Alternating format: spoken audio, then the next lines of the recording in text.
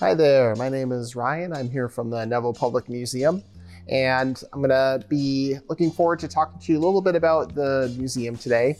I did a video like this a couple months ago before the holidays, which I think you should probably be able to go back and find. And in that video, I talk a lot about the museum. I talk a little bit about sort of the history of the museum, what type of stuff we have here, kind of how the exhibits work and all that kind of stuff. And that will be a good one to watch if you get a chance later, because it really gives you kind of an idea of what we do here at the museum. But what I want to talk to you today about is a little bit more specifically about the exhibits we have here. And where I'm standing right now, if you've been to this museum before, may look a little familiar. This is one of our most famous parts of the museum. This is our statue of a mastodon, which is a close cousin of the woolly mammoth. We think they were a lot more common here in Wisconsin, more common than the woolly mammoth at least. And this is sort of our unofficial mascot here at the museum. We call him Stompy because he looks like he's gonna stomp down on you. And I'm starting here because he is really the first major thing that you see when you come into the museum's main exhibit area. And I think I talked about this a little bit in the previous video. If you watched that, you might remember. If not, when you go back and watch it later, you'll learn a little bit about it. But this part of the museum was built back when this whole building was built back in the 1980s. And a couple years ago, we got some funding and it seemed like the right time to say, you know what? We need to really give this whole area of the museum a facelift, really remodel, refresh some things. There was some new learning that we had done from the time the museum was built up until a couple of years ago. We're constantly learning new things about science and history. So there were some things that were in the old exhibit that were actually incorrect that we wanted to make sure we had right. So we did this whole big project. It took almost 3 whole years. It was a very big deal for us here at the museum. But what we have here now is a completely remodeled and almost brand new exhibit. So when you come see it, even if you've been here before, if you haven't been here since the summer, it's going to be completely different. And what I want to do in our video today is take you around and show you some of my favorite parts of this exhibit.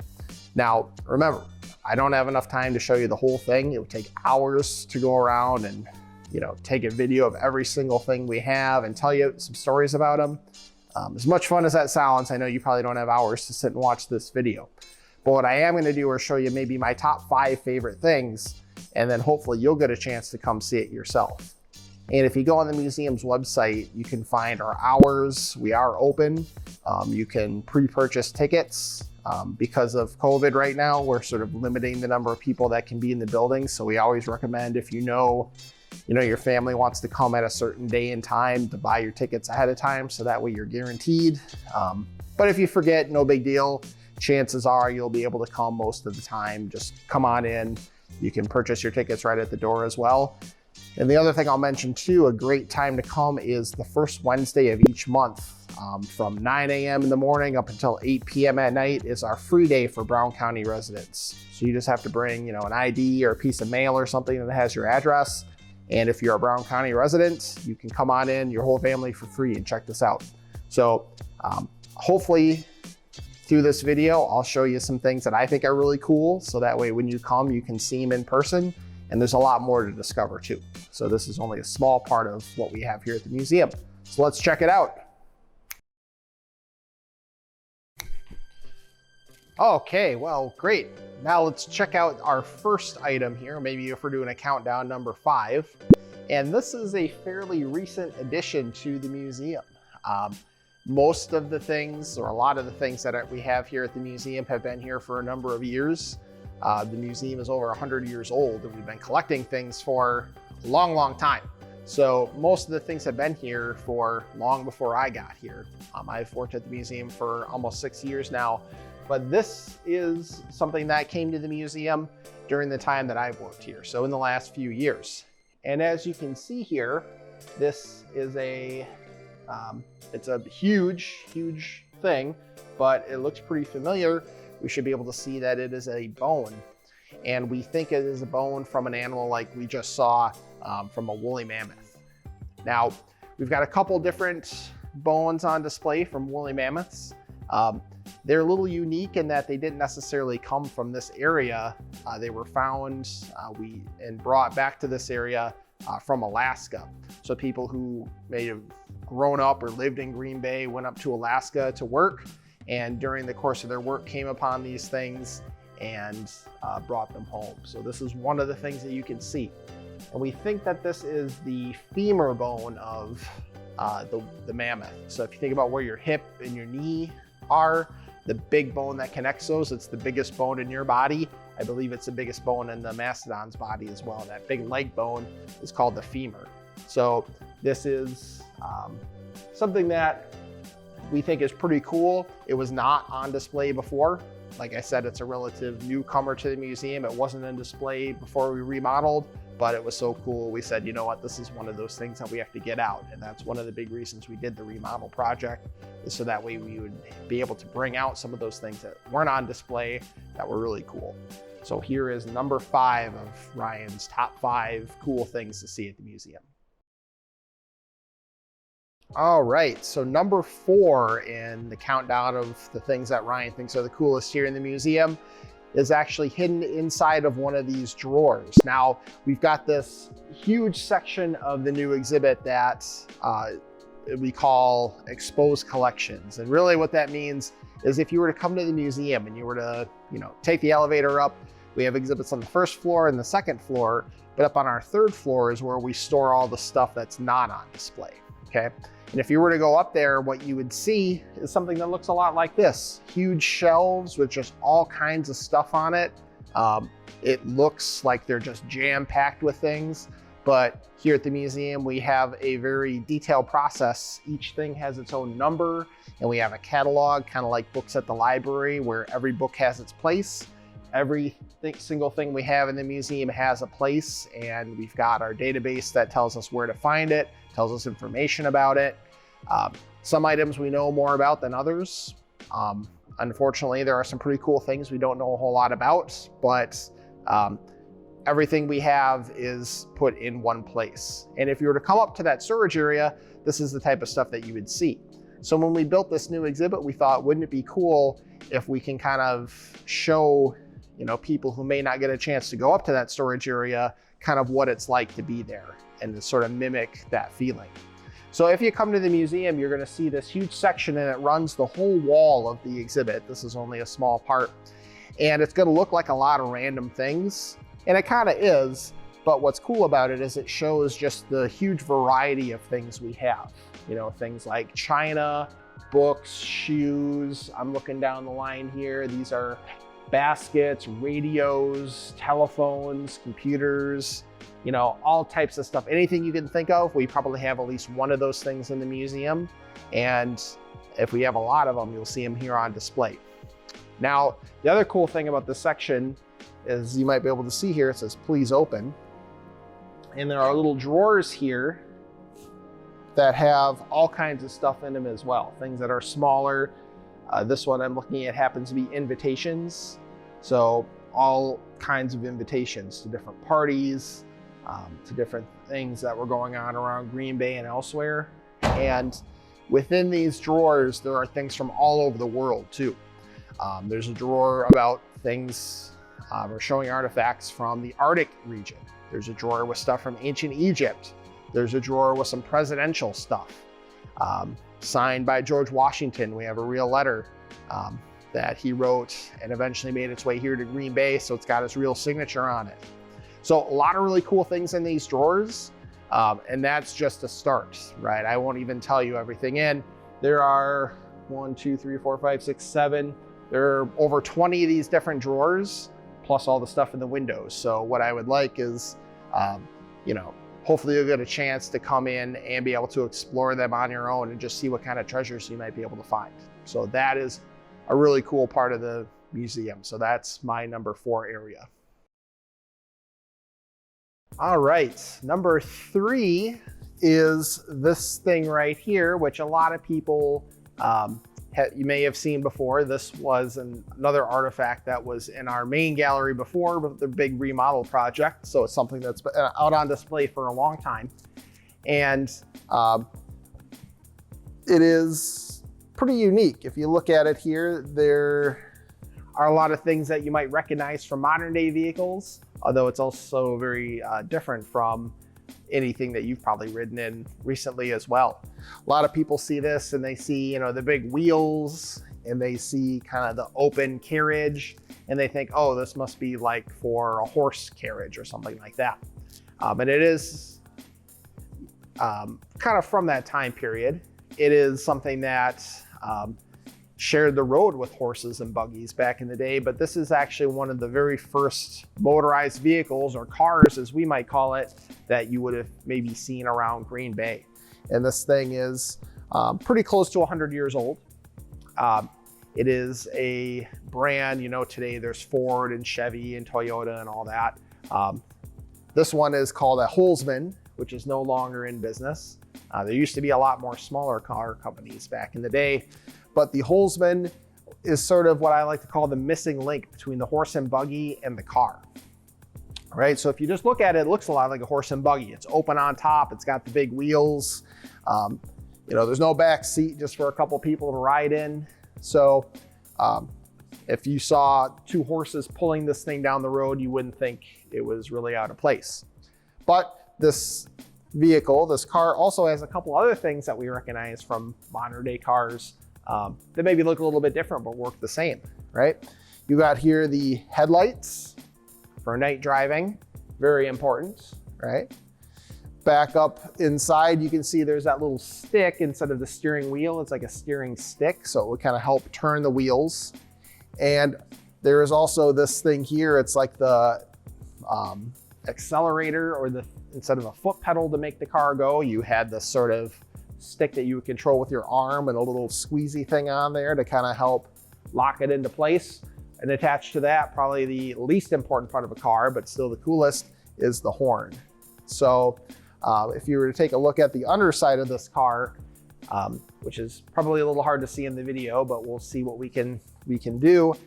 You can see the little motor underneath it. And the way that this vehicle worked was almost more like a bicycle. The motor turned, and then the motor kind of turned a chain, and that chain it's attached to the motor, and it's also attached to the back wheel. So kind of like on your bike, as you pedal, it pulls the chain, and then the chain pulls on the wheel, and that makes it go. That's kind of pretty much how this vehicle worked as well. And if you really floored it, if you really put the pedal to the metal on this thing, you could race up to 30 miles an hour, which, you know, isn't that fast, but considering how fast a horse and buggy could go, it was a huge improvement. Plus, you probably have to put some fuel in it, but there are some disadvantages of owning a horse, one of which is you have to walk behind it and pick up after it, which you do not have to do with this car, right? So that is our number 3 artifacts, and we've got 2 more to see. Let's check it out. Okay, we're getting down to our wire, number 2 of my favorite things on display in this exhibit area. This is actually the first, and we know it's the first thanks to a lot of historical documentation, but is the first fire truck that was ever here in Green Bay. And the way that we know a lot about this is there's a whole book. There's actually a current firefighter who's still working as a firefighter and EMT, and he's a big history guy like myself, and he wrote this huge book about the history of firefighting in Green Bay. I believe it's called The History of Firefighting in Green Bay. But in that book, he dedicates a lot of time, and he's done a lot of research on this thing here. Oopsie daisy. It is the first fire truck that we know of that was used here in Green Bay. And this thing has kind of a deep history. It was brought here in the early 1800s. There was a military fort called Fort Howard that was not too far from where the museum is, just across the street. And the military, of course, knew that if there was a fire at the fort, that was going to be bad news. So they brought in this called a pumper truck or something like that. And I'll tell you how it works in a minute here. But it was used at the military fort for a while, and it worked so well that actually the city of Green Bay, as the city started to get bigger and bigger and they realized they needed a fire department as well, they purchased this fire truck from the military fort. So because of this and the purchasing and the back and forth and the military, they keep a lot of good records. So because of all that, we're able to really dig deep into the history of this pumper truck, right? Now, how does it work, right? Pumper. You can see here that there is this big wood bar. It's yelling at me again. If you come to the museum, don't stick your arm over the glass like I just did. But it's got this wood bar, and you can see up on the other side, there's a wood bar too. And if you can imagine pumping it up and down, it's kind of like a seesaw at the park, and you can see in the middle, it connects. And as you are pumping it, it builds up air pressure on the inside, and that forces the water out. So this truck doesn't necessarily carry a ton of water like a modern day fire truck. They carry some water, but they hook into a fire hydrant. So the water comes into the truck from the fire hydrant, goes out the hose. This worked the same exact way. There weren't fire hydrants back then. They probably just threw a hose in the river. So it pull water in and then force it out in a controlled direction through the hose. And what this firefighter who wrote the book was telling me was that you would have up to 50 firefighters to operate this single truck. So you had some guys who would pull it and kind of position it. You had the guys that were pointing the hose, and then you would have 20 pumpers on each, 10 on each side of the truck. So 10 this side, 10 that side pumping, but it was such hard work that they would have to take breaks. So the 20 would go take a break, and then a new 20 would come in.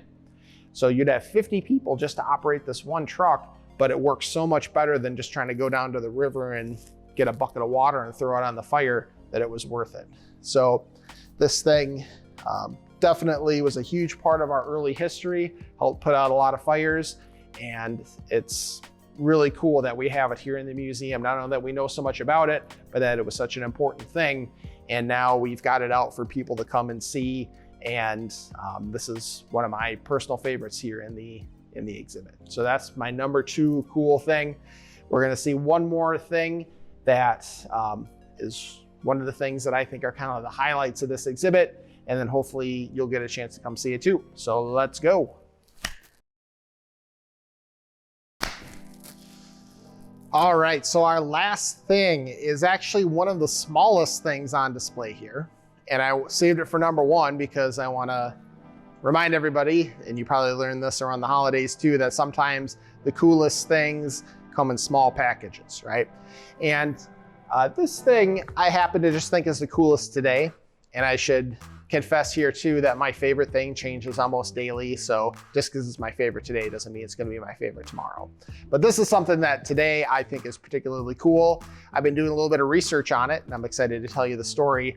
But it is a little tiny thing that most people who come to this museum probably don't even notice. And that's the other reason I wanted to tell you about it, is so that way when you come, you can try to find it and you'll know the whole backstory, which I guarantee almost everybody who walks through here does not know, okay? Now this is a little tiny bottle. It is a little tiny medicine bottle that comes from, we think sometime in around 1818, 1819. So it's a little over 100 years old. And it is in the section of the museum that talks about World War I, which is one of the most fascinating times and honestly one of the most confusing events in world history. But obviously, World War means that it was a huge event, lots of countries involved, including the United States.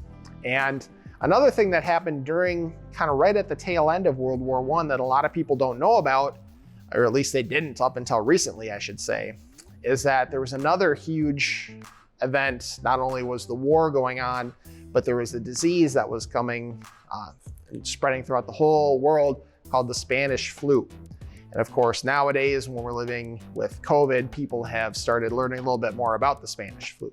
But it was called the Spanish flu not because it came from Spain, but because Spain was not involved in the war. And they were one of the only countries that was willing to kind of report and be honest about this disease.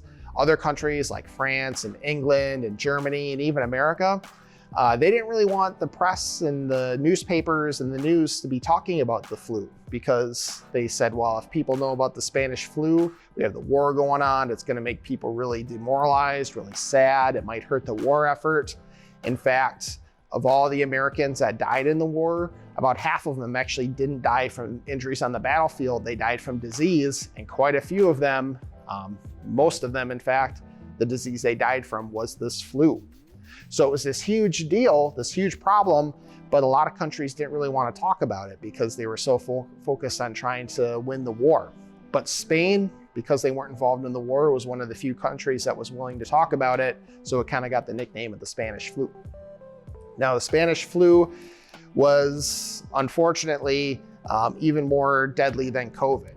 You know, the flu that everyone gets every year, I think it kills like 1/10% of the people who get it. COVID is killing right now about 1.5% of the people who get it, but the Spanish flu was twice as deadly. So I think about 3 to 5%, depending on, you know, the numbers you look at in the United States, 3 to 5% of the people who got this disease did not survive. And the other thing that was kind of unique about it, it wasn't just older people or younger people that were getting sick and dying from the Spanish flu. It was people in their 20s, 30s, 40s, so relatively young and healthy people who don't normally die from a disease like this. So it was this huge deal, right? People were panicked. It was killing soldiers. It was killing everyday people. And of course, just like with COVID, the doctor said, you know what, we got to find a vaccination that can protect us from this. Vaccinations were around then. They were still kind of new, but doctors understood how they worked. Now, the vaccine that came in this little bottle here was developed about 10 years earlier. And it was a vaccine for a flu strain that a doctor had come up with. But even at the time, they knew that it wasn't really going to work. Okay. This vaccine actually was for a bacterial infection, because a lot of times people would catch the flu, which is a virus, and then they would get a bacterial infection. And this doctor said, well, all these people who have the flu also have this bacterial infection, and he didn't realize that it was the virus and not the bacteria that was causing the flu. So he came up with this vaccine thinking, well, if everybody who has the flu has this bacteria, if we can prevent them from getting the bacteria, then that'll cure the flu, right? Unfortunately, that's not how it worked. And about 10 years later, when the Spanish flu was really at its peak, most doctors knew this, right? They knew that this vaccine probably was not going to do the job. They thought maybe it could help people from catching that secondary bacterial infection, but they knew that it probably wasn't going to do a whole lot to protect people from the Spanish flu. But they were so desperate and people were getting so sick and dying so often, they were willing to try it. They figured, well, it's not going to hurt. It might help some people with that secondary infection, even though it's probably not going to be the thing that really, ends this pandemic, okay? So the Spanish flu really took its toll on the world.